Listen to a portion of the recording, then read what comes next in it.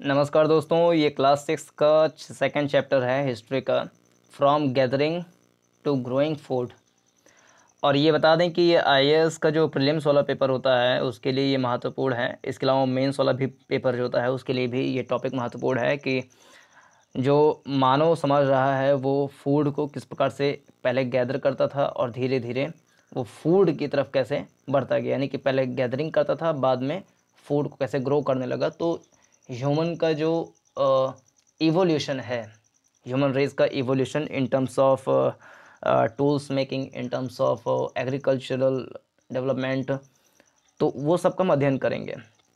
Stone age एक topic होता है, इसके अंतर्गत हम देखते हैं कि स्टोन एज में कौन कौन से एज हैं, हंटर्स कैसे काम करते थे, टूल्स एंड वेपन्स कैसे थे, the discovery of fire, religious belief, the neolithic age, the primitive prehistoric group life, clothes and shelter, art, और mesolithic period, the bronze period.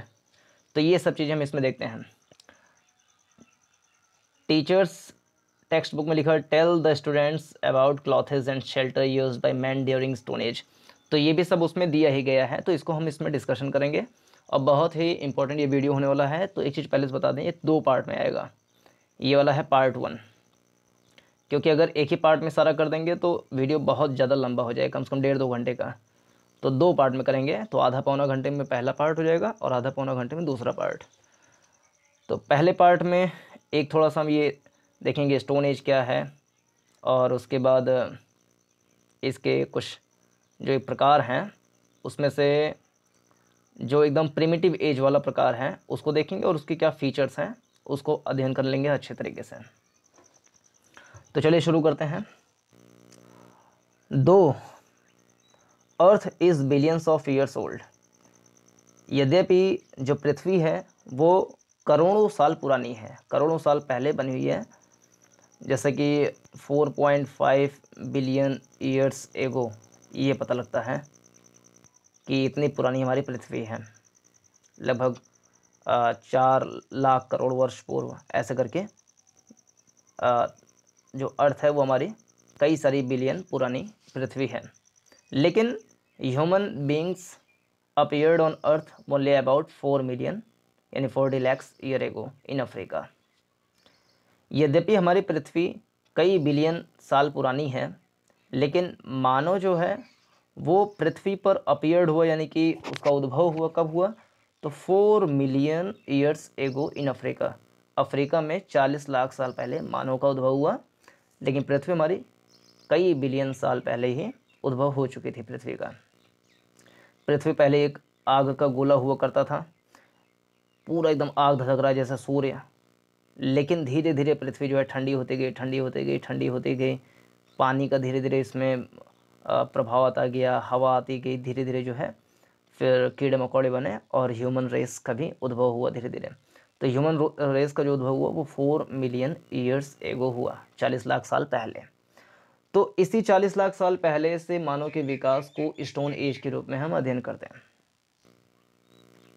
History को भी 2 पार्ट में बांटते हैं। प्री हिस्ट्री होता है, प्री हिस्ट्री मतलब ऐसा हिस्ट्री जिसका कोई लिखित रिकॉर्ड नहीं होता। एक होता है पोस्ट हिस्ट्री, यानी ऐसा हिस्ट्री जिसका एक लिखित रिकॉर्ड होता है। प्री हिस्ट्री में जो स्टोन एज होते हैं, तो जैसे पैलियोलिथिक, मिसोलिथिक, नियोलिथिक, इन सबको हम पढ़ते हैं। पोस्ट हिस्ट्री में जैसे मौर्यन एम्पायर, इन सब के बारे में हम पढ़ते हैं। उसके बाद वाले सारे जो एम्पायर्स वगैरह हुए हैं उनको पढ़ते हैं। लेटर यानी बाद में, they moved to Asian Europe.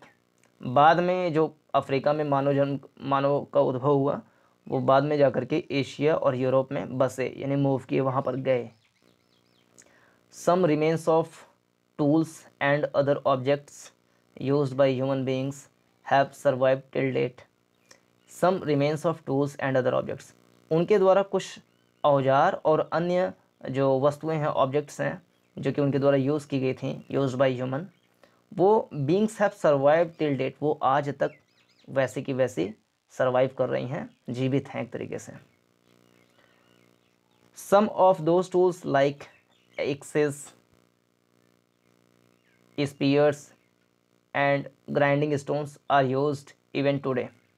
यानी उनमें से कुछ जैसे कि कुल्हाड़ी हो गया, भाला हो गया, ग्राइंडिंग स्टोन्स यानी कि रगड़ने वाले जो पत्थर हो गए, वो सब आज भी प्रयोग किए जाते हैं।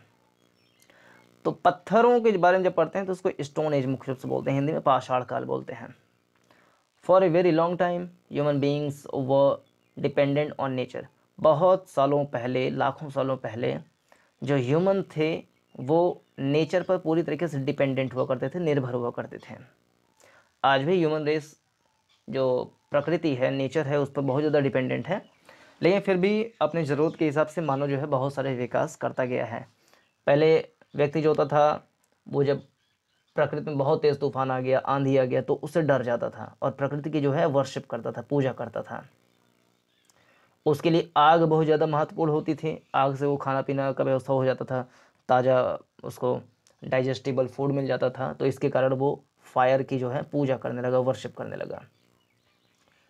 तो वो उसका रेस्पेक्ट करते थे, पानी का रेस्पेक्ट करते थे, भूमि की पूजा करते थे, प्रकृति की पूजा करते थे। तो पहले मानव प्रकृति के जो तांडव थे उससे डरा करता था और उसकी पूजा करता था। लेकिन धीरे धीरे जैसे जैसे टेक्नोलॉजी का विकास होता जाता है, वैसे वैसे मानव समाज जो है वो नेचर से एक अपना अनुकूलन बनाने का प्रयास करने लगता है। एग्जाम्पल के रूप में, जैसे ठंड का मौसम आया तो हम कुछ जैसे जैकेट पहन लिए, गर्मी का मौसम आया तो गरम गरम चाय पी लिए, कॉफ़ी पी लिए। ऐसे ही गर्मी बहुत पड़ रही तो एसी ऑन कर लिए, रूम ठंडा हो गया। बहुत ठंडी पड़ रही है तो हीटर जला दिए तो रूम गर्म हो गया। कहीं बहुत दूर जाना है तो कार पर बैठे आराम से चले गए, और साइकिल बन गए, मोटरसाइकिल बन गए। हवा के माध्यम से जाना है तो एरोप्लेन बन गए। तो प्रकृति में ऐसे ही मानो नहीं उड़ सकता कि जाए आराम से उड़िए, लेकिन जब वो टेक्नोलॉजी का यूज़ करके एक एरोप्लेन की रचना करे तो वो हवा पे में भी उड़ सकता है। तो नेचर के साथ पूरी अपनी तारतम्यता बनाना टेक्नोलॉजी के माध्यम से, तो ऐसे ऐसे जब विकास होता जाता है तो व्यक्ति की डिपेंडेंसी नेचर पर धीरे धीरे कम होती जाती है।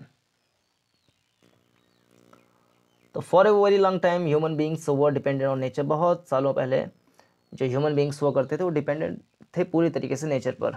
They made use of what ever was available in their immediate surroundings. They made use of what ever was available in their immediate surroundings. उनके तात्कालिक सराउंडिंग्स में, आसपास में, पर्यावरण में जो भी चीज़ उपलब्ध रहती थी, वॉट एवर वॉज अवेलेबल, जो भी चीज़ उपलब्ध रहती थी वो उसी का ही यूज़ कर लिया करते थे। The period when stone tools were used as known as the stone age. यानी कि वह समय काल जिसमें पत्थर के औजारों का प्रयोग किया जाता है उसको स्टोन एज यानी कि पाषाण काल कहते हैं। It continued for a very long period of time. यानी कि यह कई सालों तक लगातार कंटिन्यू रहा, चलता रहा। It is divided into 3 phases. इसे 3 फेजेस में, 3 पार्ट्स में बांटा जाता है। पैलियोलिथिक एज या प्रिमिटिव एज या प्राइमरी एज, या हिंदी में प्राथमिक युग या पुरापाषाण युग, पुरापाषाण काल। दूसरा मेसोलिथिक युग यानी मध्य पाषाण काल, एंड नियोलिथिक एज यानी कि नवपाषाण काल। In each stage human beings used particular type of stone tools. प्रत्येक युग में मानव जो है वो एक निश्चित प्रकार के पत्थर के औजारों का प्रयोग करता था। यानी पैलियोलिथिक में अच्छे औजार नहीं हुआ करते थे, मेसोलिथिक में उससे अच्छे औजार बनाने शुरू कर दिए, नियोलिथिक में और अच्छे औजार बनाने शुरू कर दिए। हो सकता है पैलियोलिथिक में वो पूरी तरीके से हंटर हुआ करते थे, शिकारी हुआ करते थे, लेकिन बाद में हो सकता है धीरे धीरे वो गैदरिंग पे शुरू हो गए, बाद में पता लगा एग्रीकल्चर करने लगे। पहले हो सकता था पैलियोलिथिक में कि आदमी जो है एक ही जगह पर, मतलब कभी इधर घूम रहा है, कभी उधर घूम रहा है, एक जंगल से दूसरी जगह घूम रहा है। लेकिन उसके बाद हो सकता है कि व्यक्ति धीरे धीरे गुफाओं में रहना शुरू कर दिया होगा, केव्स में। फिर बाद में हो सकता है कि वो अपना घर बना करके रहने लगा होगा। तो ऐसे ऐसे धीरे धीरे इवोल्यूशन अनेक क्षेत्रों में होता गया। तो इसी तरीके टूल्स में भी इवोल्यूशन होता गया। पहले टूल्स अच्छे नहीं होते थे, बाद में टूल्स अच्छे बनाने लगे। The tools progressively became lighter and smaller in size and also specialised in function. यानी जो औजार थे उनके वो प्रोग्रेसिवली बिकेम लाइटर, यानी धीरे धीरे जब उनका विकास हुआ तो वो हल्के होते गए एंड स्मॉलर, और छोटे होते गए इन साइज। और जो उनका स्पेशलाइजेशन था, जैसे कि भाला दूर फेंक करके मारना है तो अच्छे भाले बनाने लगे, तीर कमान धनुष बाण उसको अच्छे से बनाने लगे। तो जैसे जैसे कोई चीज़ का प्रोग्रेस होता है वो छोटा होता जाता है, इस बात तो सही भी है। जैसे पहले कंप्यूटर बहुत बड़े बड़े आकार के हैं, लेकिन अभी कंप्यूटर एकदम स्लिम होता है। अगर कंप्यूटर देखेंगे कोई कोई कंप्यूटर तो एकदम पतला सा होता है उसका सिस्टम। जो बहुत अच्छे अच्छे मोबाइल होते हैं वो भी एकदम पतले से मोबाइल होते हैं। लेकिन पहले ऐसे कंप्यूटर में पीछे ऐसे निकला हुआ करता था, ऐसे करके निकला हुआ करता था, लेकिन अभी सिर्फ इतना ही पार्ट रहता है, इधर वाला पार्ट पतला सा। तो जैसे जैसे डेवलपमेंट होता है वैसे वैसे चीज़ें पतली और हल्की होती जाती हैं, लेकिन उसका फंक्शन जो है वो बहुत ज़्यादा स्पेशलाइजेशन होता जाता है उसका। कुछ पत्थर यहाँ पर दिखाए गए हैं, स्टोन एज टूल्स, यानी कि पाषाण काल के जो पत्थर हैं, जैसे हैंड एक्स यानी कि हाथ की कुल्हाड़ी, ये कुछ बाइफिशियल पॉइंट छोटे छोटे पत्थर हैं, ये कुछ इस प्रकार के पत्थर हैं। और ये बोरर, बोरिन, यहाँ पे कुछ फोटो है इंडिया का मैप, इसको भी देखें थोड़ा सा। यहाँ पे लिखा हुआ है लोअर पैलियोलिथिक। लोअर पैलियोलिथिक जो है यानी कि पूरा पाषाण काल का समय जो है। अब मिडिल पैलियोलिथिक, जैसे पैलियोलिथिक को भी दो पार्ट में बांटे हैं, एक लोअर पैलियोलिथिक, एक मिडिल पैलियोलिथिक और एक अपर पैलियोलिथिक। तीन पार्ट में पैलियोलिथिक को भी, पूरा पाषाण को तीन पार्ट में बांटा है, लोअर मिडिल अपर। और लोअर मिडिल अपर पैलियोलिथिक जो तीनों हैं उसको इस तरीके से दिखाया गया है। तो वो इस वाले मैप में है, यहाँ से देख सकते हैं साइट्स को। अब थोड़ा पढ़ेंगे कि द पैलियोलिथिक या प्रिमिटिव एज या प्री हिस्टोरिक एज ये क्या है और इसके फीचर्स क्या हैं। पैलियोलिथिक यानी पूरा पाषाण काल। अब प्रिमिटिव बोलें तो एकदम शुरुआती यानी कि प्राथमिक काल। अब प्री हिस्टोरिक मतलब कि प्रागैतिहासिक काल। तो इसको तीनों नाम दे सकते हैं। पैलियोलिथिक और the old stone age was from the years 5 lakh BC to 10,000 BC, यानी कि आज से 10,000 साल पहले से पहले का जितना भी समय है, और वो समय 5 लाख साल तक हम मान सकते हैं। चलो, वैसे ह्यूमन का जो विकास हुआ वो अफ्रीका में 40 लाख साल पहले हुआ। लेकिन ऐसा थोड़ी कि जैसे ही मानव का विकास हुआ तुरंत वो पत्थर वत्थर ये सब यूज करने लगा। वो कई लाख साल लगे होंगे तब जाकर वो धीरे धीरे उनके दिमाग में होगा कि पत्थर से औजार बनाएं, फिर जानवरों को मारें। तो वो समय है 5 लाख साल पहले, यानी कि 35 लाख साल जो है उनका धीरे धीरे इवोल्यूशन होता रहा, धीरे धीरे उनका विकास होता रहा। लेकिन 5 लाख साल पहले से जो है फिर उसके बाद 10,000 साल तक, यानी अभी वर्तमान समय से 10,000 साल पहले से पहले का जितना समय है 5 लाख साल पहले तक, वो सारे को पैलियोलिथिक एज बोलते हैं, पूरा पाषाण काल बोलते हैं। There is no written record for the ancient period. और जो पैलियोलिथिक है ये, जैसे इसमें लिखा हुआ 5 लाख से 10,000 साल पहले तक, तो ये 10,000 पहले तक जो है ये पूरा पूरा तीनों एज आ जाएगा इसमें। एग्जाम्पल के रूप में जो पैलियोलिथिक एज है वो आज से 10 लाख साल पहले से के पहले का जो समय है वहाँ तक होता है। तो इस तरीके से तीन पार्ट में इसको बांट देते हैं। अभी आगे जब नियोलिथिक और मेसोलिथिक आएगा तो उसमें भी एज वाला दिया रहेगा। There is no written record for the ancient period और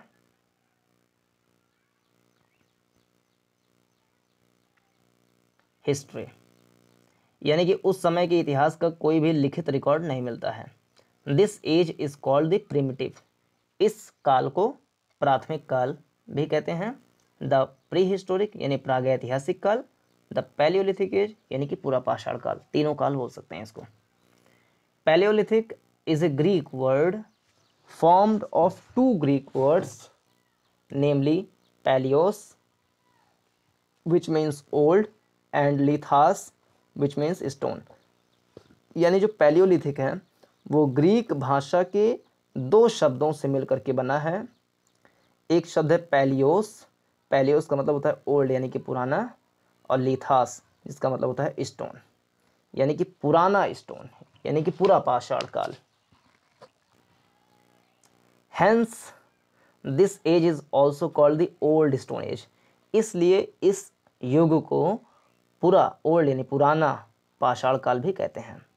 इन दिस एज यानी कि इस युग में man used stone to make his crude tool and weapons, इस युग में मानव जो है वो पत्थरों से कच्चे औजारों को और हथियारों को बनाना शुरू कर दिया। क्रूड टूल मतलब कि जो हथियार ज़्यादा स्किल्ड लेबर के तरीके से ना बनाया गया हो, ज़्यादा अच्छा ना बनाया गया हो, क्रूड यानी ऐसे ही इधर उधर करके बना लिया गया हो, तो क्रूड टूल्स एंड वेपन्स बनाए गए उस समय।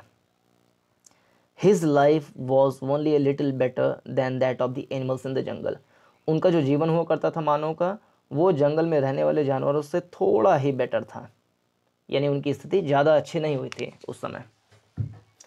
उस समय वो शिकारी की भूमिका में मुख्य रूप से थे, यानी बड़े बड़े पत्थर के औजार जो बनाते थे, क्रूड टूल एंड वेपन्स, उससे वो हंटिंग करते थे, जानवरों को मारते थे और फिर उसको खाते थे। In the old stone age यानी कि पूरा पाषाण काल में, the primitive man was a Hunter and A nomad, यानी कि प्राथमिक मानव जो है वो एक शिकारी और एक नोमाड हुआ करता था। नोमाड का क्या मीनिंग है, तो यहाँ पे देखते हैं। नोमाड का मीनिंग इसमें लिखा हुआ है, a nomad middle French nomad people without fixed habitation, यानी ऐसे मानव जिनका कोई एक फिक्स्ड हैबिटेशन नहीं होता है। तो a nomad is a member of a community without fixed habitation which regularly moves to and from the same areas, यानी ऐसे मानव समाज जो एक फिक्स्ड हैबिटेशन में नहीं रहते, फिक्स्ड आवास में नहीं रहते, वो एक स्थान से दूसरे स्थान पर लगातार अपनी कम्युनिटी के साथ, अकेले नहीं कम्युनिटी के साथ घूमते रहते हैं, क्योंकि उनको डर है, जानवरों का भी डर है, तो इसलिए कम्युनिटी में घूमते रहते हैं। Nomadic hunting and gathering following seasonally available wild plants and game is by far the oldest human subsistence method। एक शब्द प्रिमिटिव भी इसमें बार बार आ रहा है, तो प्रिमिटिव का मतलब क्या है, very simple and not developed, यानी एकदम साधारण और अविकसित जो मानव है उसको प्रिमिटिव बोलते हैं, या प्रिमिटिव एज उस समय के काल को बोल सकते हैं। या सेकंड मीनिंग किसमें दिया है, connected with a very early stage in the development of human और एनिमल्स, यानी मानव या पशु जगत के विकास की अत्यंत आरंभिक अवस्था में, यानी आदिकालीन जो समय है, एकदम शुरुआती अवस्था मानव के विकास की, उसको बोलते हैं primitive age. He did not know how to produce food, यानी उस समय जो नोमाड है, जो कि अभी एकदम शुरुआती समय है उसका, वो he did not know how to produce food, उसको नहीं पता कि भोजन का उत्पादन कैसे करें। तो वाइल्ड प्लांट्स जो जंगली पौधे हैं, फ्रूट्स फल, स्वीट रूट्स यानी किसी का जो रूट है, जड़ है, और बेरीज या कुछ बेर हैं, फलियां हैं, वर हिज नेचुरल फूड, यही सब उनकी प्राकृतिक खाद हुआ करते, भोजन हुआ करता था। He ate these in raw form, वो जो उस समय का प्रिमिटिव एज का जो व्यक्ति हुआ करता था, वो इन सबको कच्चे रूप में ही खाता था, रॉ फॉर्म में, यानी पका करके नहीं खाता था। He began to hunt wild animals and ate their raw meat, उसने वाइल्ड जो जंगली जानवर हैं उसको हंट करना शुरू कर दिया, बिगान मतलब शुरू कर दिया, और एट दियर रॉ मीट, और उसके मांस को कच्चे रूप में ही खाना शुरू कर दिया, कच्चे मांस को खाता था उस समय। इसका मतलब कि उस समय आग की खोज नहीं हुई रही होगी। Normally the primitive man could not stay at one place because food would run short in a few days at one particular place, यानी साधारणतः जो प्राथमिक व्यक्ति हुआ करता था प्रिमिटिव मैन, वो एक जगह पर नहीं रुकता था, could not stay at one place, क्यों, क्योंकि because food would run short in a few days of, यानी उस समय कुछ समय किसी स्थान पर रह जाने के बाद वहाँ का जो भोजन वाली उनकी सामग्री है, जड़ है, पौधे हैं, पत्तियाँ हैं, फलियाँ हैं, जानवर हैं, अगर वहाँ पे 1 साल 2 साल रहेंगे तो पता लगा काट मार के सब वो खा लिए। तो हो सकता है उस प्लेस के पर्टिकुलर प्लेस के सारे जो फूड हैं उससे वो रनिंग शॉर्ट की स्थिति में आ जाएँ, यानी कमी की स्थिति में आ जाए, तो वहाँ पे वो रुकते नहीं थे, फिर दूसरे स्थान पर चले जाएंगे। कोई व्यक्ति एक स्थान से दूसरे स्थान पर क्यों जाएगा? पहले अगर प्रिमिटिव एज में देखें तो पहला रीजन हो सकता है कि उसका जो फूड है वहाँ पे वो ख़त्म हो जाए 1 साल 2 साल 3 साल 5 साल 10 साल में, तो वो उस वाले जंगल को, उस वाले एरिया को छोड़ करके दूसरे स्थान पर चले जाएगा। या हो सकता है वहाँ का जो वाटर है, पानी का सोर्स समाप्त हो जाए, तो वो चला जाएगा दूसरे प्लेस पर। यह हो सकता है कि मौसम जो है, मौसम वो परिवर्तित हो जाए, तो वो अपने अनुकूल वाले मौसम में चले जाएंगे। तो प्रिमिटिव एज वाले पीपल ऐसे ही रहते थे, वो एक स्थान से दूसरे स्थान पर जाया करते थे। तो his shelter was also unsafe, उनका जो शेल्टर यानी कि आवास है वो भी अनसेफ था, यानी कि असुरक्षित था, सुरक्षित में नहीं था।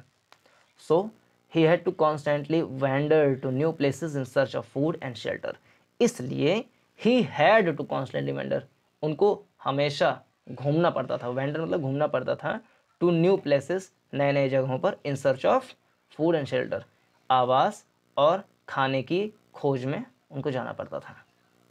Do you know the early man was a nomad और ए वेंडरर, यानी कि जो प्राथमिक व्यक्ति है, एकदम पुराना व्यक्ति है पैलियोलिथिक एज का, वो उसको नोमाड कहते हैं या फिर उसको वो घुमंतु भी बोलते हैं, वेंडरर भी बोलते हैं। पैलियोलिथिक एज के जो प्रिमिटिव एज के पीपल थे उनकी लाइफ कैसे थे? तो ग्रुप लाइफ थे, यानी कि वो एक साथ ग्रुप में रहते थे। In comparison with wild animals like tiger, lion और elephant, human beings are physically weak, यानी जंगली जानवरों जैसे कि चीता, शेर, हाथी, इन सब के कंपेयर में देखा जाए, इन सब की तुलना में देखा जाए तो ह्यूमन बींग्स यानी कि मानव जो है वो शारीरिक रूप से कमज़ोर होता है। तो ये ग्रुप लाइफ बता रहा है कि ग्रुप लाइफ में क्यों रहते थे, क्योंकि पहली बात तो वो जंगलों में रहते थे, एक स्थान से दूसरे स्थान पे शेल्टर की खोज में, खाने की खोज में जाया करते थे। चूंकि वो फिजिकली बड़े बड़े जानवरों से, वाइल्ड एनिमल्स से कमज़ोर हैं, इसलिए वो ग्रुप लाइफ में रहते थे। They have no sharp teeth, उनके पास एकदम नुकीली दांत नहीं हुआ करती थी जैसे कि शेर के पास होता है। क्लॉज यानी कि जबड़ा, ज़बरदस्त शेर वाला, वो नहीं हुआ करता था। वैसे तो उसको जॉज बोलते हैं जबड़े को, लेकिन ये भी एक पार्ट है, क्लॉज शरीर का एक अंग है। और हॉर्न्स, उसके मानो की जो सींग नहीं हुआ करती थी, अभी भी नहीं होती हैं। तो जब उसके पास कोई ऐसा साधन नहीं है जिससे कि वो बड़े बड़े जानवरों को मार सकें, तो इसलिए वो डर के मारे एक साथ ग्रुप में रहते थे। So the early human beings lived in danger of attacks from the wild animals, इसलिए द अर्ली ह्यूमन बीइंग्स यानी पुराना व्यक्ति जो हुआ करता था पैलियोलिथिक एज का, lived in danger of attacks from the wild animal, वो जानवरों के अटैक यानी उनके आक्रमण के खतरे से बचने के लिए एक साथ रहता था। It was not safe for them to live और मूव अलॉन, ये it was not safe for them to live और मूव अलॉन, उनके लिए अकेले, अलॉन मतलब अकेले, मूव करना और अकेले रहना वो सेफ नहीं था, not safe. So they wondered in groups, इसलिए वो एक ग्रुप में वेंडर्ड करते थे, घूमते टहलते थे।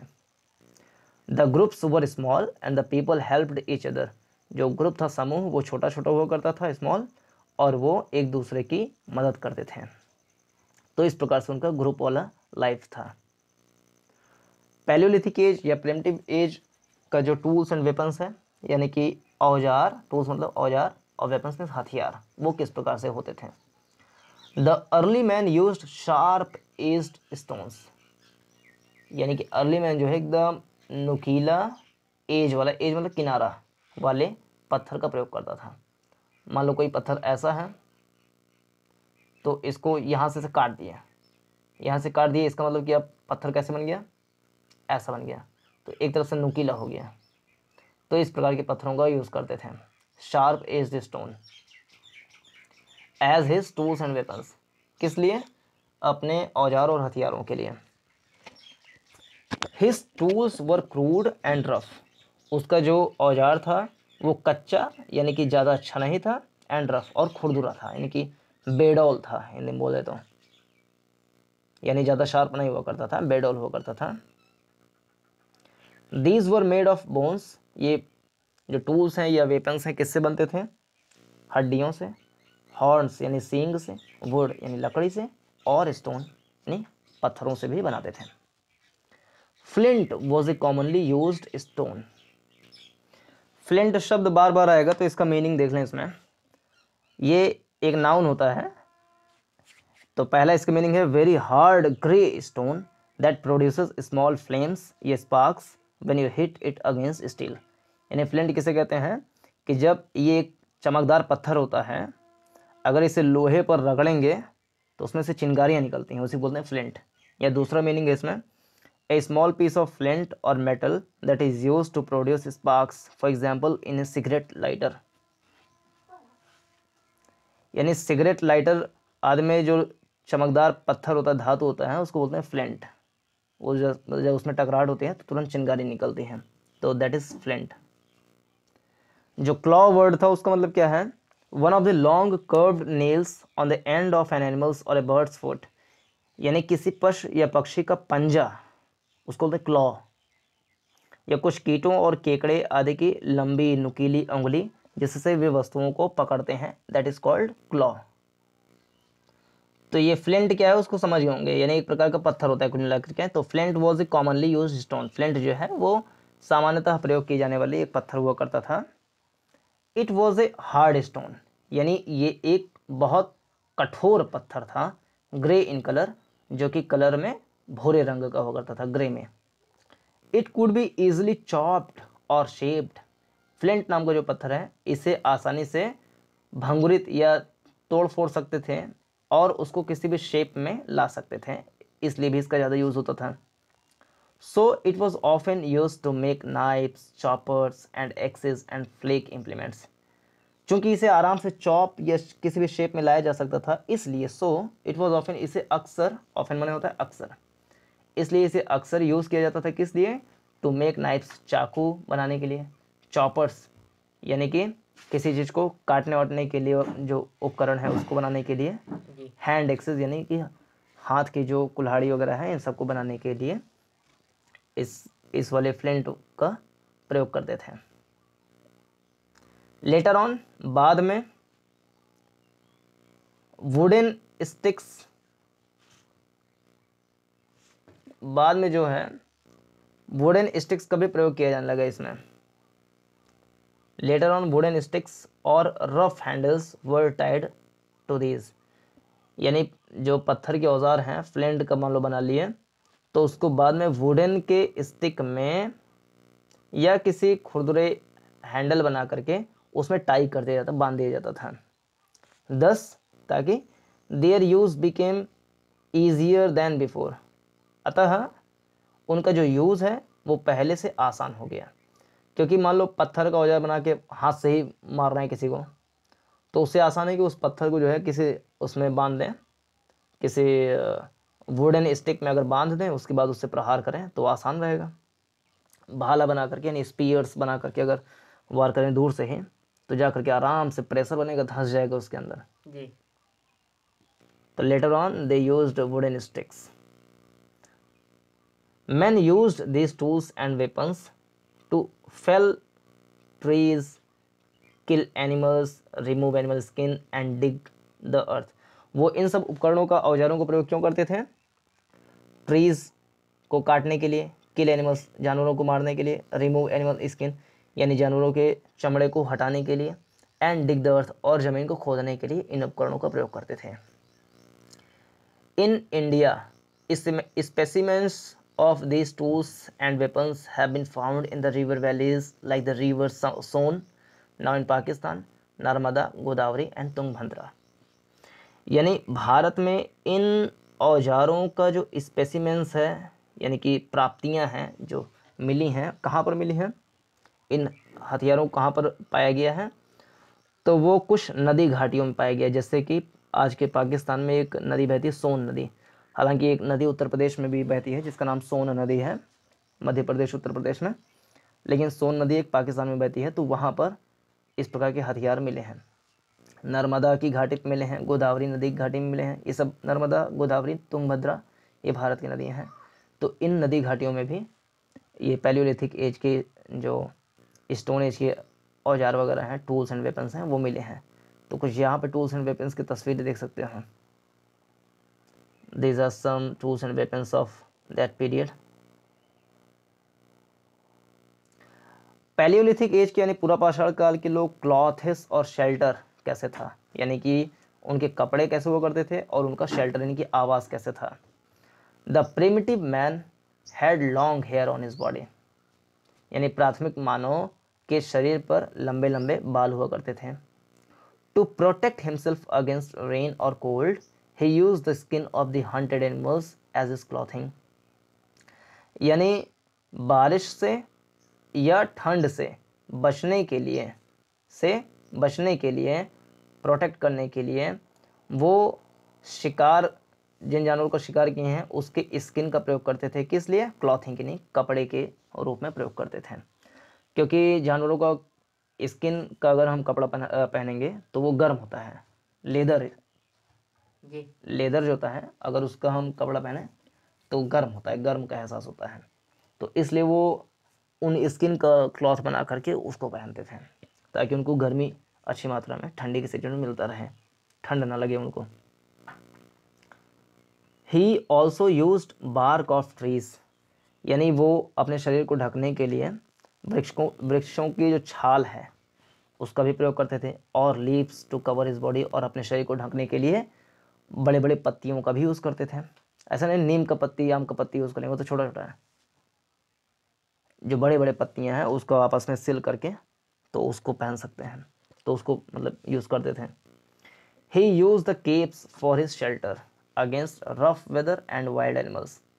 वो केप्स माने होता है गुफा, रहने के लिए और कठिन मौसमों में, इसके अलावा जानवरों से अपनी सुरक्षा के लिए वो गुफाओं में रहते थे।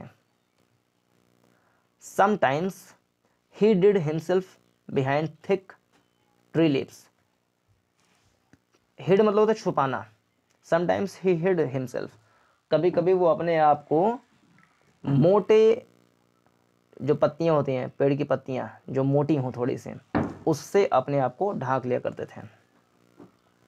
ये देखो पहले के लोग कैसे गुफाओं में रहते थे और कुछ तोड़ फोड़ करके उसमें कुछ कलाकारी वगैरह कर लें, तो ये भी सब काम करते थे। Cave as a shelter of the early man. Palaeolithic age में यानी पूरा पाषाण काल में डिस्कवरी ऑफ फायर यानी आग की खोज कैसे हुई। आग की खोज होने से पहले व्यक्ति जो है हंटर हुआ करता था और जानवरों को मार करके कच्चा ही खा लेता था, लेकिन जब आग की खोज हो गई तो वो आराम से उसको पका करके बढ़िया से फ्राई करके खा रहा है। Man in the primitive age यानी प्राथमिक युग में जो व्यक्ति हुआ करता था, डिस्कवर्ड फायर बाय चांस और गुड लक, यानी बाय चांस या कहें कि उसकी अच्छी किस्मत थी, जो प्रिमिटिव एज में ही व्यक्ति ने आग की खोज कर ली। तो एक बहुत ही बड़ा फैक्ट ये है कि आग की खोज किस काल में हुई थी, तो आग की खोज पूरा पाषाण काल में हुई थी, यानी प्रिमिटिव एज में आग की खोज हुई थी। This was a major discovery of the old stone age, यह पूरा पाषाण काल की एक बहुत बड़ी खोज थी। फायर चेंज्ड हिज लाइफ, आग ने उनके जीवन को बदल दिया। They got warmth and light from it, वे उस आग से गर्मी पाते थे और प्रकाश पाते थे। They could roast their food which became tastier, easily digestible and more nourishing.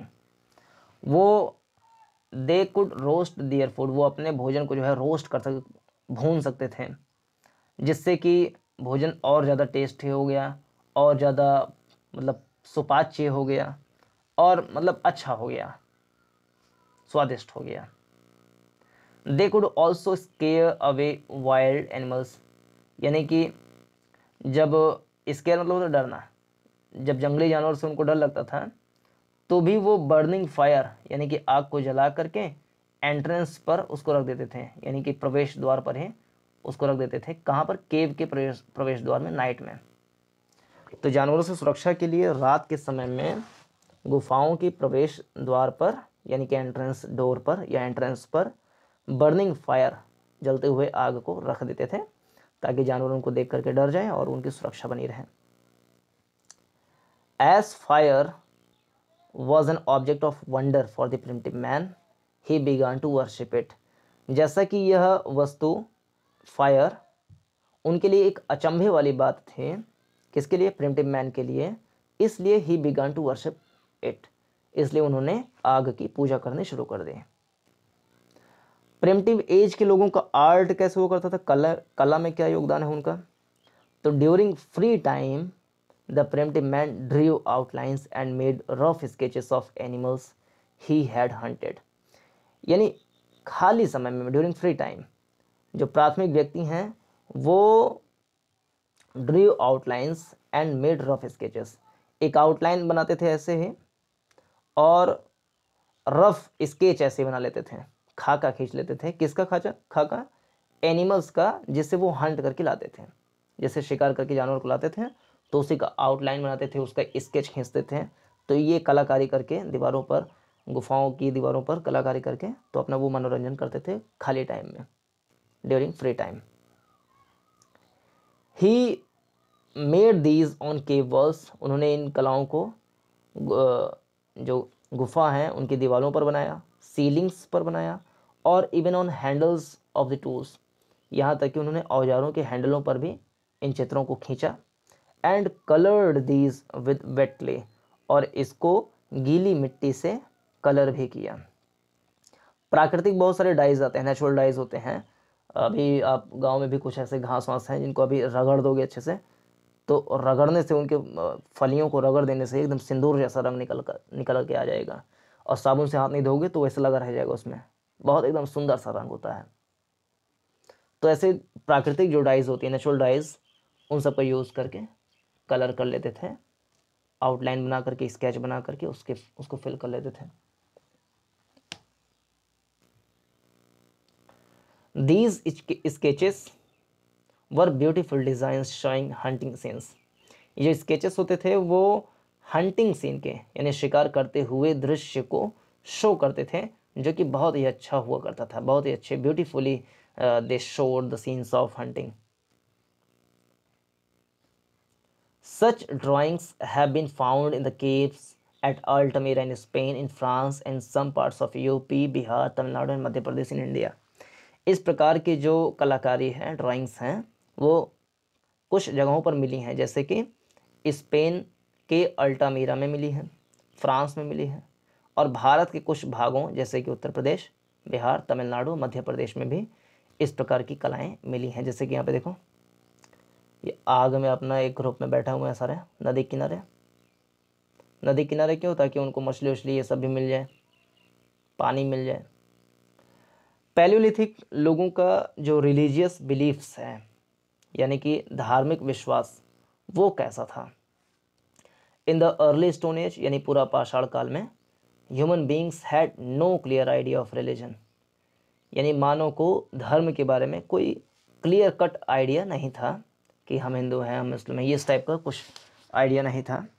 How ever, इसके बाद भी some beliefs grew out of their ignorance and fear, इसके बाद भी उनके कुछ अज्ञानता के कारण और डर के कारण कुछ विश्वास उन्होंने धीरे धीरे बनाने शुरू कर दिए। Some of their beliefs were as under, उसमें से कुछ जो विश्वास हैं, उनके आस्थाएं हैं, वो निम्नलिखित हैं। जैसे कि पहला है नेचर वर्शिप, यानी कि प्रकृति की पूजा करना। Human beings could not understand the coming and going of the sun, the moon, the stars and the rain, यानी मानव जो था वो सूरज के अस्त होने और सूरज के उदय होने के बारे में, और चंद्रमा के उदित और न होने के बारे में, स्टार्स के उदित और फिर उसके चले जाने के बारे में, और वर्षा होने और फिर वर्षा बंद हो जाने के कारणों के बारे में उसको जानकारी नहीं थी। द थंडर, यानी जो थंडर स्टॉर्म होता है, यानी कि लाइटनिंग वगैरह ये सब जो होता है, गड़गड़ाहट जो होता है, जिससे पता लगा आसमान में बहुत तेज गड़गड़ाहट होने लगे, तो पता लगा डर के काँप गया वो फिर। द स्टॉर्म यानी कि आंधियाँ चल रही हैं, ये सब चीज़। एंड द लाइटनिंग, जो आकाश में जो लाइटनिंग होती है तो उन सबसे वो डरता था और उसकी वो पूजा करता था। दे वंडर्ड एट दिस, वे जो प्रिमिटिव मैन थे इन सब से बहुत ज़्यादा चकित रह जाते थे। They even regarded this as an expression of divine anger और द वार्थ और wrath of some supreme power. यानी जब इस प्रकार की गड़गड़ाहट, स्टॉर्म, लाइटनिंग इन सब को सुनते थे, देखते थे, तो वो इसको एक तरीके से एक्सप्रेशन ऑफ डिवाइन एंगर की एक अद्भुत कोई शक्ति है, दैवीय शक्ति है, जो अपने गुस्से को एक्सप्रेस कर रही है, दिखा रही है। उनको ऐसा लगता था कि कोई ऐसा है, अदृश्य शक्ति है, जो अपने गुस्से को इस गड़गड़ाहट के माध्यम से दिखा रही है। The wrath of some supreme power, और एक कोई बहुत बड़ी शक्ति है जिसके प्रकोप को वो दिखा रहा है, तो वो उससे डर जाते थे। So in awe they began to worship these in one form और द अदर, तो वो इसके प्रकोप से दे बिगन टू वर्शिप, वो इनकी पूजा करने लगे। सेकंड क्या है बिलीफ्स में, कैसे बना या किसकी पूजा करते थे? एंसेस्टर वर्शिप, यानी पूर्वजों की पूजा करते थे। Human beings worshipped ancestors after their death, यानी ह्यूमन जो थे वो अपने पूर्वजों को उनके मृत्यु के बाद उनकी पूजा करते थे। दे फियर्ड देम, वे उनसे डरते थे, एंसेस्टर्स से, पूर्वजों से। क्यों? Least they should be annoyed and cause injuries, ताकि वो कहीं गुस्सा ना हो जाए और कहीं हमको क्षति ना पहुंचा दें, इसलिए वो अपने एंसेस्टर्स की भी पूजा करते थे। थर्ड क्या बिलीफ थे? वर्शिप ऑफ द डेड, यानी जो मृत हो गया, मर गया है, उसकी पूजा करते थे। Primitive man buried the dead along with the tools and some eatables, यानी प्राथमिक व्यक्ति जो था, पैलियोलिथिक एज का व्यक्ति, वो डेड बॉडी को जो है बरी करता था, दफनाता था। ये बहुत बड़ा फैक्ट है कि जलाता था कि दफनाता था। तो पैलियोलिथिक एज का व्यक्ति बरी करता था, यानी कि दफनाता था। Along with his tools and some eatables, यानी कोई व्यक्ति मर गया तो उसको दफनाता था, लेकिन अकेले नहीं कि उसके शरीर को अकेले दफना दिए, उसके जो टूल्स थे, औजार, और उसके जो खाने पीने की सामग्री थी, वो भी उसके साथ दफना देते थे। क्यों? क्योंकि they believed that the dead person might need this things in his journey to the next world, क्योंकि उनको ये विश्वास हुआ करता था कि मरा हुआ व्यक्ति जब दूसरे संसार में, नेक्स्ट वर्ल्ड में जाएगा, तो उसको इस औजार की और इस खाने पीने वाली चीज़ की ज़रूरत पड़ सकती है। इनका चौथा विश्वास क्या था? Faith in supernatural. Faith in supernatural, यानी कि अलौकिक, पारलौकिक शक्ति में विश्वास होना, आस्था होना। They believed in supernatural power that could make them, यानी उनको उस पारलौकिक शक्ति के बारे में बहुत ज़्यादा आस्था थी, विश्वास था, और वो उसकी भी पूजा करते थे। तो ये पूरा का पूरा हमने पैलियोलिथिक एज के बारे में डिस्कशन किया है। इसके बाद मेसोलिथिक एज और नियोलिथिक एज और एक्सरसाइजेज जो हैं उसको हम सेकंड पार्ट में इकट्ठा देखेंगे। जैसे यहाँ पर हम हेडिंग देख लें कि नेक्स्ट वीडियो में क्या देखेंगे, एक मेसोलिथिक एज, फिर द नियोलिथिक एज, उसके सारे फीचर्स वगैरह क्या हैं, हालांकि ये भी बड़ा है। अब ब्रोंज एज के बारे में, उसके बाद आ जाएगा एक्सरसाइजेस। तो नेक्स्ट वाला जो वीडियो है करीब करीब 1 घंटा के आसपास जा सकता है, लेकिन चाहे जितना जाए सेकंड पार्ट में इसको कंप्लीट कर लेंगे। तो फर्स्ट पार्ट में मेरे ख्याल से इतना ही पर्याप्त है। तो पूरा देखने के लिए धन्यवाद। आप कमेंट सेक्शन के माध्यम से बताइए कि ये आपके लिए उपयोगी हुआ कि नहीं, आपको समझ में आया है कि नहीं, ताकि सेकंड वीडियो को डालें तो आपको समझ में आ पाए। तो पूरा देखने के लिए बहुत बहुत धन्यवाद। नमस्कार।